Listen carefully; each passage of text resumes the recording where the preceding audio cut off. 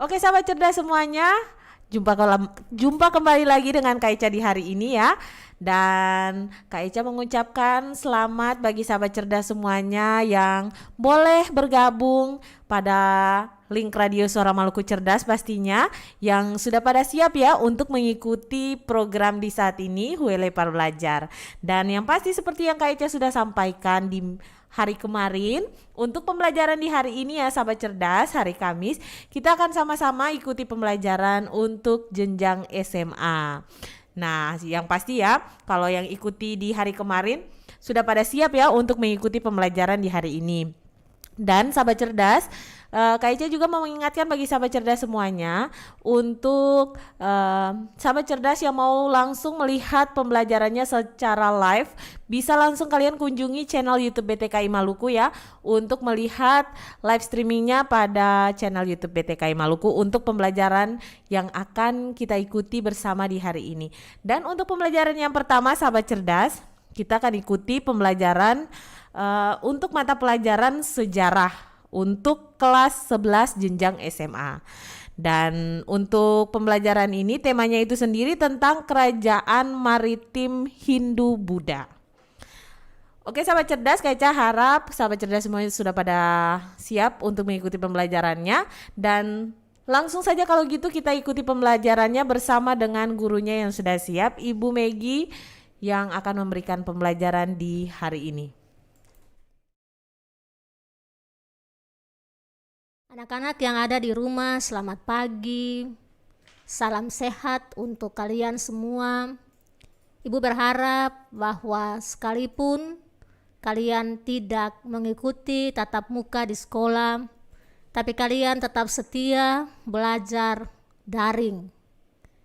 Karena memang COVID membuat kita seperti ini.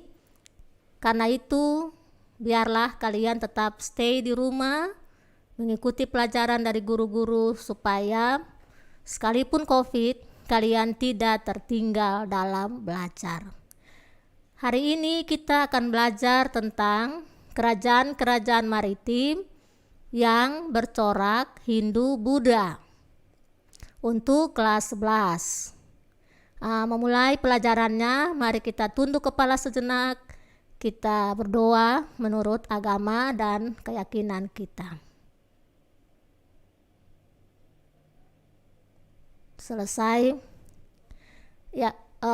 Kita tahu bahwa Indonesia adalah negara kepulauan, sehingga muncullah kerajaan-kerajaan maritim yang besar pada masa Hindu-Buddha ataupun juga nanti pada masa Islam.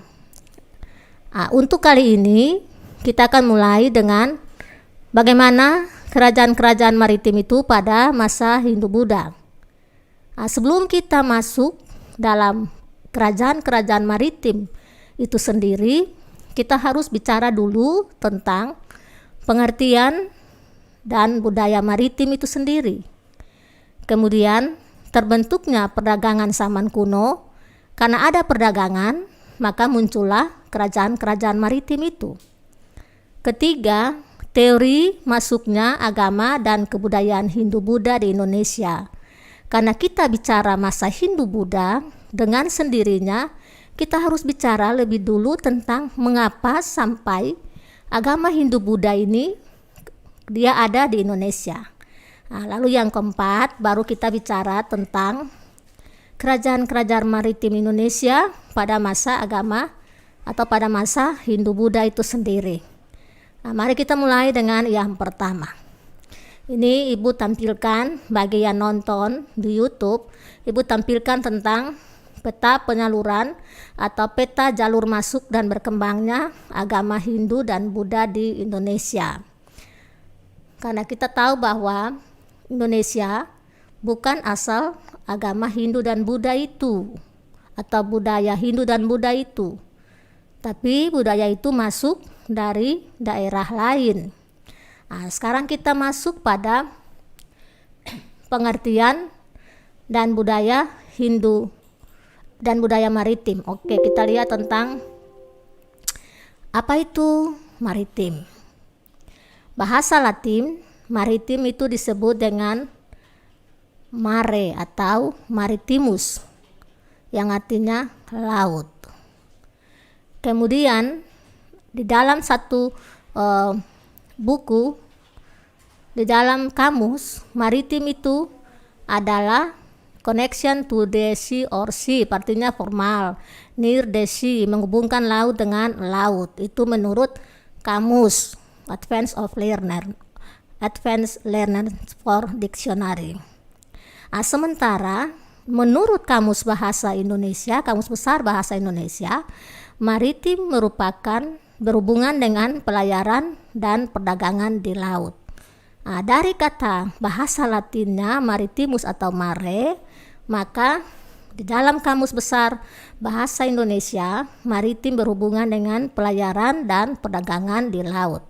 Dengan demikian, maka dapat kita simpulkan, negara maritim adalah negara yang berada dalam kawasan laut yang luas.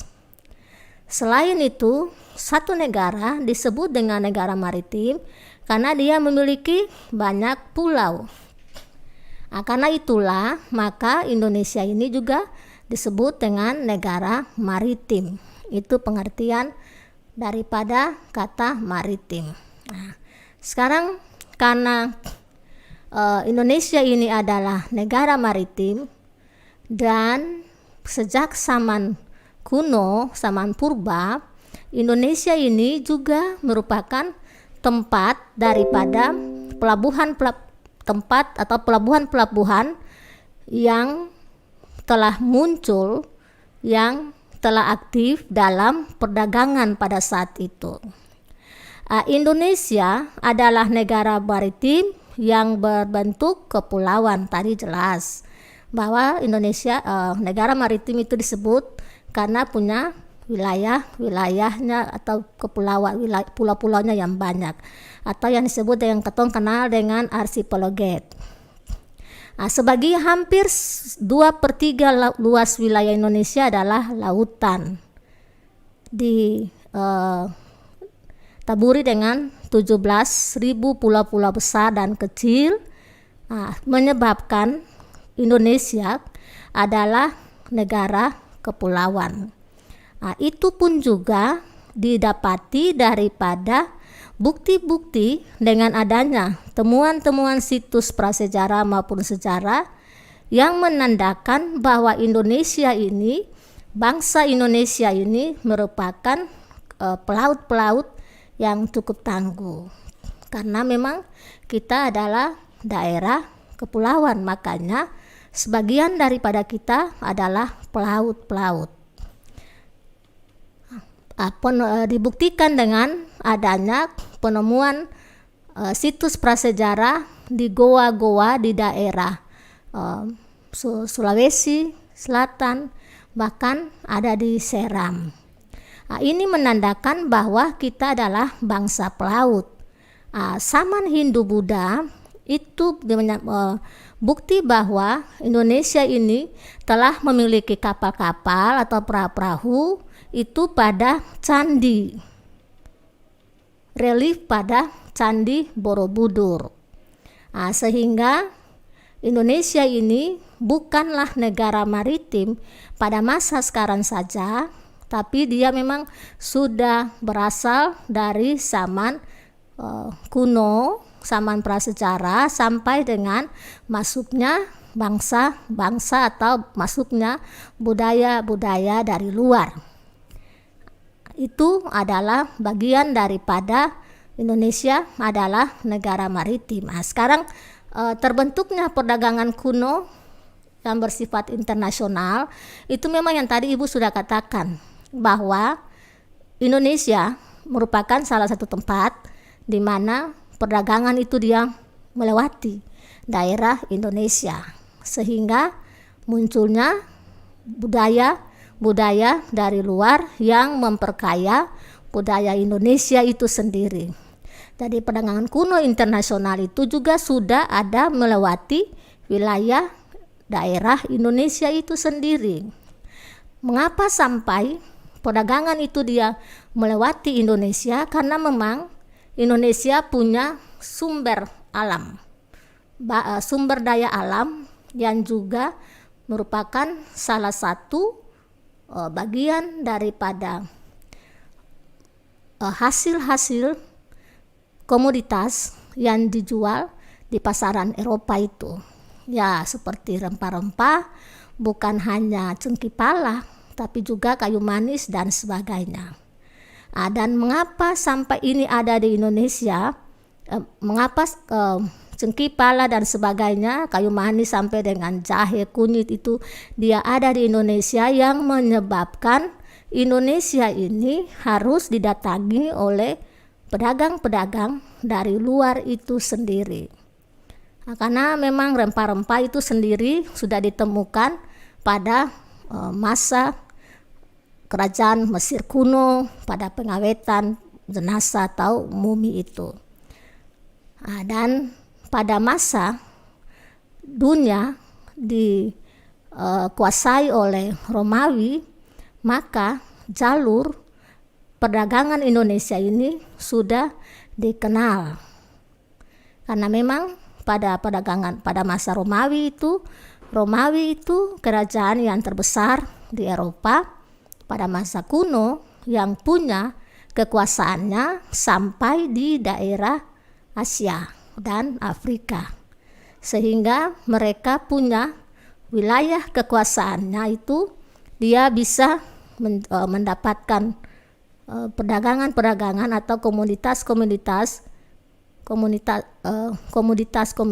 yang memang diperlukan di Eropa itu sendiri, bahkan di Romawi sendiri, sehingga jalur perdagangan Romawi itu dia bisa menyebabkan Indonesia pun masuk dalam jalur perdagangan internasional pada masa kuno.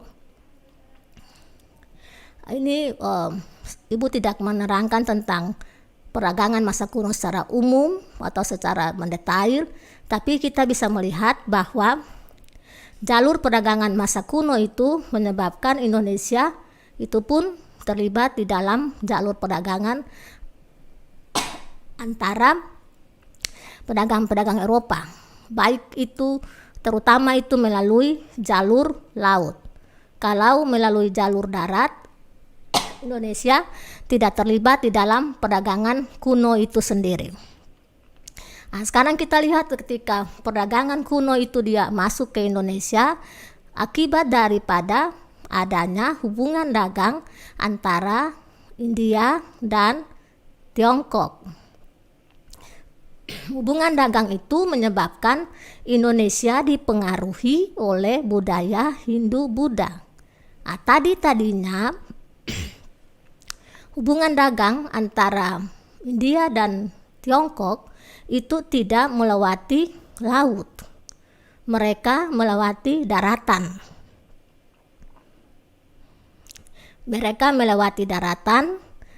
Ini kalau yang melihat di YouTube, dari India itu mereka datang ke Cina melalui daratan. Tapi mengapa sampai dia harus melalui laut? Perdagangan antara India dan Cina yang melalui daratan itu yang kita biasa kenal dengan jalan sutra. Dari India ataupun dari Cina, mereka pasti melewati pegunungan Himalaya, bahkan melewati gurun Gobi. Itu mereka berdagang itu sutra, sehingga disebut dengan jalan sutra. Tetapi lama kelamaan perdagangan melewati jalur darat ini dia mengalami gangguan.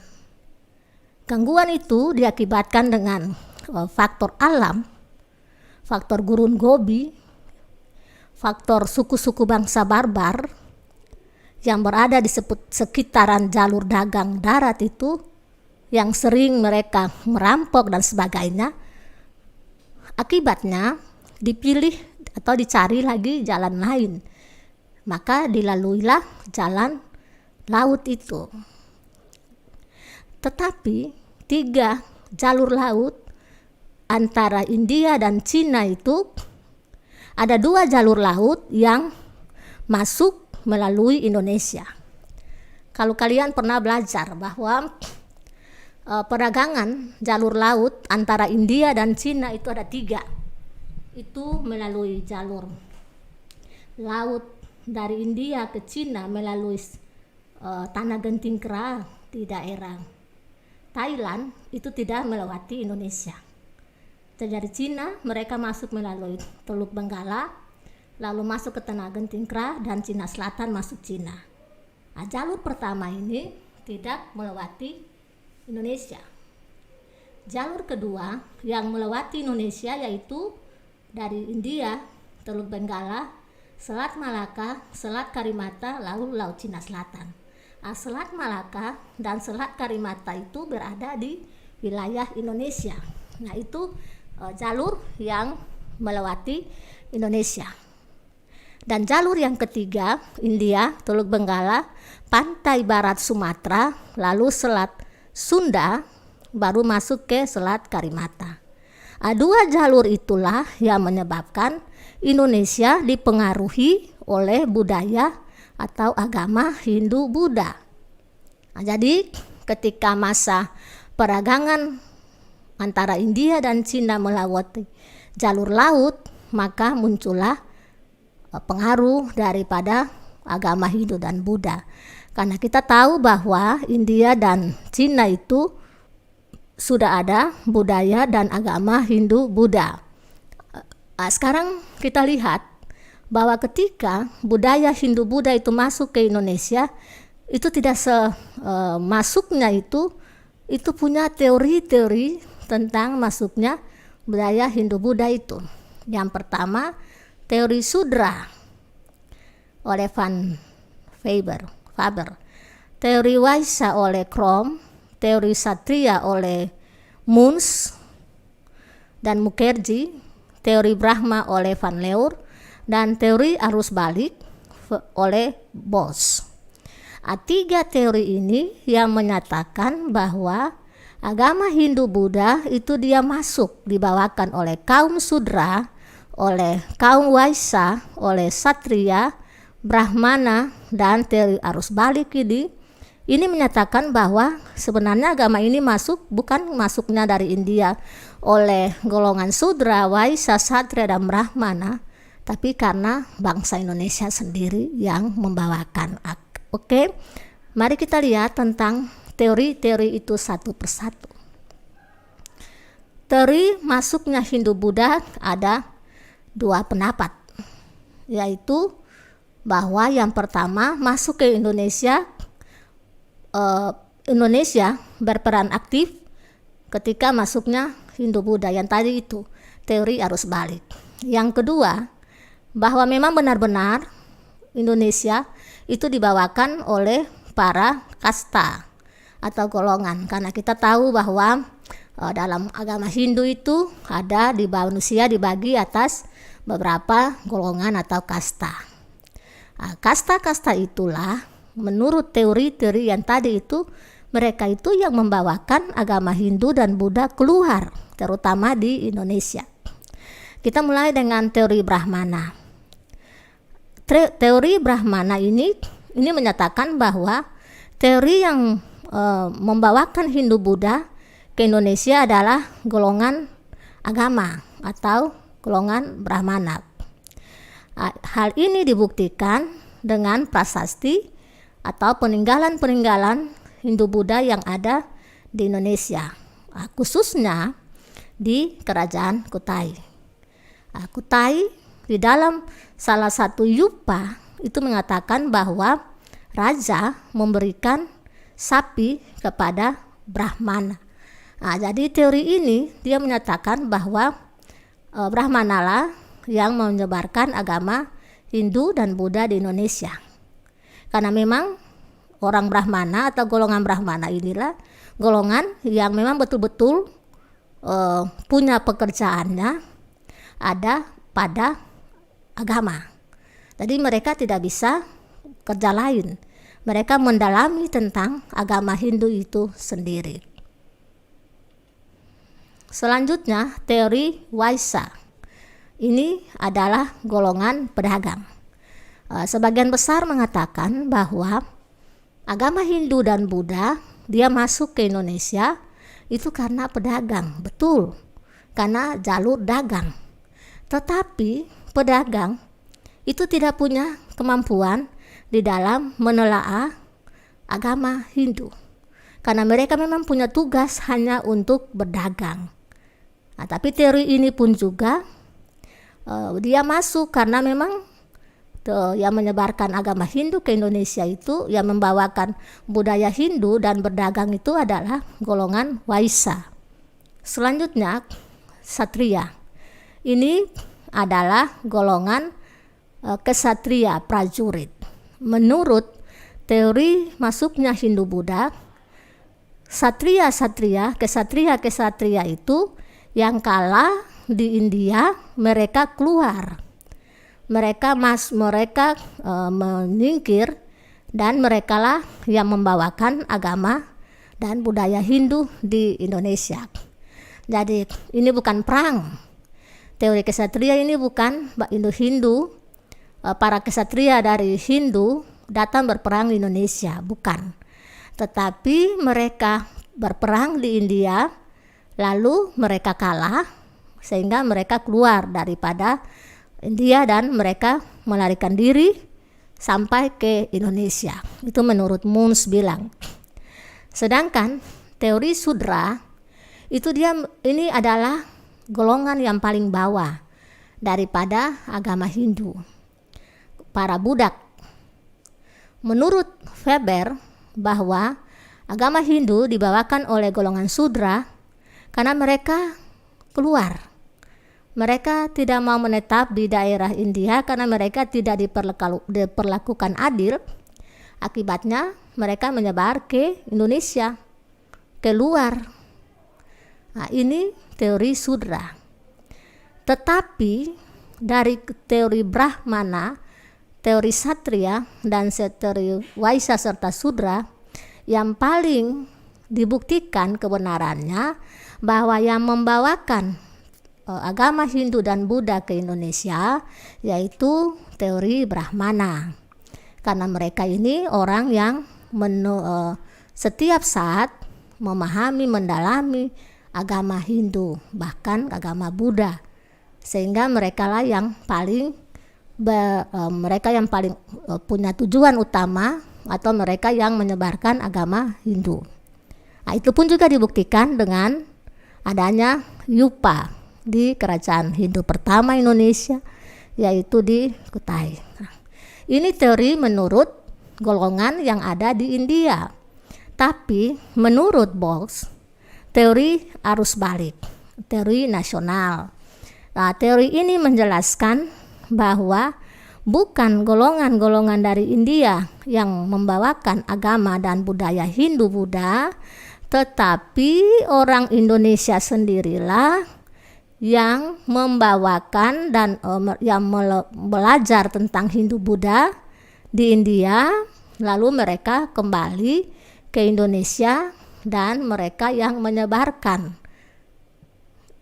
budaya Hindu-Buddha di Indonesia. Ini teori arus balik. Jadi ini teori nasionalis, menyatakan bahwa bukan orang lain yang membawakan agama Hindu-Buddha di Indonesia, tapi orang Indonesia sendirilah yang membawakan agama Hindu-Buddha. Oke, jadi teori-teori ini dia menyatakan bahwa sebenarnya Indonesia itu sudah melakukan perdagangan antara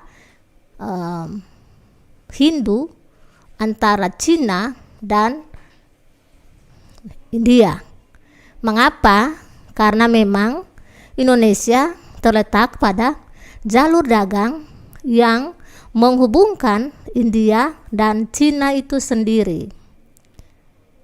Sehingga ketika perdagangan antara India dan Cina melalui dua jalur dagang yang melewati Indonesia, Indonesia itu dia keluar dari zaman prasejarah. Nanti ditanya, bukti bahwa Indonesia itu keluar dari zaman prasejarah, yaitu ditemukannya Yupa di Kutai. Kutai merupakan kerajaan Hindu pertama. Dan dari bukti Yupa itulah yang menguatkan bahwa agama dan budaya Hindu itu dibawakan oleh golongan Brahmana. Kemudian dengan ditemukannya huruf Pallava pada Yupa di Kutai dan bahasanya bahasa Sanskerta yang berasal dari India, maka Indonesia keluar dari zaman prasejarah. Zaman sudah mengenal tulisan. Jadi kalau dikatakan bahwa kapan Indonesia itu keluar dari zaman prasejarah, yaitu dengan ditemukannya huruf Pallava dan bahasa Sanskerta yang ada pada Yupa di kerajaan Kutai. Nah, jadi dengan datangnya bangsa-bangsa dari India dan Cina, maka Indonesia itu dia mengenal tulisan, sekalipun masih huruf Pallava dan bahasa Sanskerta. Tetapi Indonesia sudah boleh beralih dari zaman tidak mengenal tulisan atau zaman prasejarah. Jadi kalau dipertanyakan juga bahwa sebenarnya teori mana yang mendekati kebenaran, bahwa agama dan budaya Hindu dibawakan oleh datang ke Indonesia itu oleh suku mana atau golongan apa, maka yang mendekati kebenaran adalah Brahmana. Mengapa? Karena memang golongan Brahmana inilah yang punya tugas untuk menyelidiki tentang kitab-kitab Weda. Karena kalau di dalam sejarah agama Hindu itu kan dibagi atas beberapa kasta, dan yang punya tugas untuk menyelidiki kitab suci mereka adalah golongan Brahmana. Sehingga ketika datangnya golongan Brahmana yang diundang oleh Raja Mulawarman di kerajaan Kutai, maka Indonesia boleh keluar dari zaman prasejarah. Selanjutnya, ketika masuknya agama Hindu-Buddha di Indonesia, maka Indonesia mulai berkembang yang namanya agama dan kebudayaan Hindu-Buddha. Dimulai dengan adanya kerajaan Kutai di Kalimantan Timur, kemudian Tarumanegara di Jawa Barat, lalu ada kerajaan pertama maritim terbesar yaitu Sriwijaya di Palembang. Kemudian setelah kerajaan Tarumanegara ada kerajaan Holling, ada kerajaan Mataram Hindu di Jawa Tengah, dan kerajaan maritim terbesar yang kedua adalah Majapahit. Nah, itu adalah bagian daripada yang akan kita bahas pada kerajaan-kerajaan bercorak Hindu dan Buddha itu sendiri. Jadi di hari ini hanya kita belajar tentang proses masuknya agama Hindu dan Buddha di Indonesia, khususnya ketika Indonesia akan berkembang menjadi kerajaan-kerajaan maritim. Memang semua kerajaan-kerajaan Hindu-Buddha ini dia adalah kerajaan-kerajaan maritim. Tetapi yang terbesar adalah dua kerajaan paling besar maritim di Indonesia yang boleh dikatakan sebagai kerajaan atau negara nasional pertama yaitu Sriwijaya, dan negara nasional kedua itu adalah Majapahit. Itu saja Kakak Eca yang boleh disampaikan di pagi ini. Kita baru masuk awal, belum masuk di kerajaan-kerajaannya. Terima kasih Kakak Eca.